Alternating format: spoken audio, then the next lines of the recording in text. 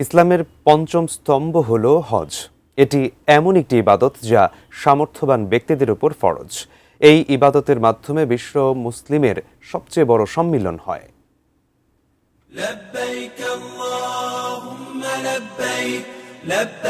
হজ শব্দের আবিধানিক অর্থ ইচ্ছে করা বা সংকল্প করা।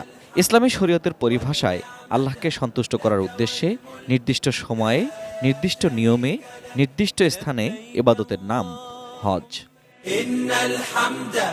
জিলহজ মাসের এই সময়ে লাব্বাইক আল্লাহুম্মা লাব্বাইক ধ্বনিতে মুখরিত হয়ে ওঠে মক্কা, মিনা, আরাফার আকাশ বাতাস। এটা মুসলিম উম্মার কাছে শুধু একটি সফর নয়, স্রষ্টার প্রতি নিঃশর্ত আত্মসমর্পণের এক মহাসম্মিলন। হজের ইতিহাস মানবজাতির ইতিহাসের মতোই প্রাচীন। আদি পিতা হজরত আদম আলাইহিসসালাম থেকে শুরু করে হজরত ইব্রাহিম আলাইহিসসালাম এবং তার পরিবারের চরম ত্যাগ ও পরীক্ষার স্মৃতি বিজড়িত ইবাদত, যার পূর্ণতা এসেছে সর্বশেষ নবী হজরত মুহাম্মদ সাল্লাল্লাহু আলাইহি সাল্লামের বিদায় হজের মাধ্যমে।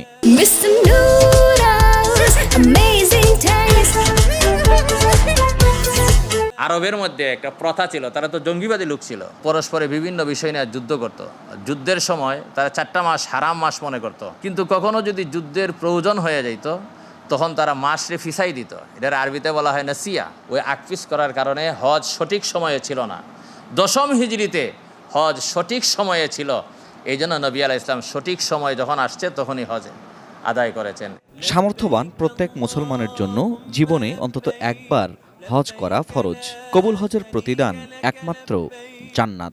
আর কোনো আবাদত এরকম নাই যে আবাদতের দ্বারা আল্লাহ পাক সকল গুনাহ তার মাফ করবেন তওবা ছাড়া। কিন্তু হজ এমন একটা আবাদত যে আবাদত করলে পরে আল্লাহ পাক রব্বুল আলামিন তাকে নবজাতকের মতো পবিত্র বানিয়ে নিজ দেশে ফিরে আনবেন। নবী আলাইহিস সালাতু ওয়াস সালাম বলেছেন, যে ব্যক্তি হজ ফরজ হইল অথচ সে হজ করে নাই, তাহলে সে ইহুদি হয়ে মারা যাক, খ্রিস্টান হয়ে মারা যাক। যার হজ্জে মাবরুর নসিব হবে সে জান্নাতি।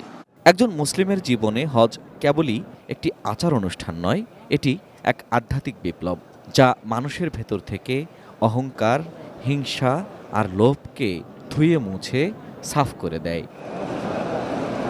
Ferdous Rahman, ATN news, Dhaka.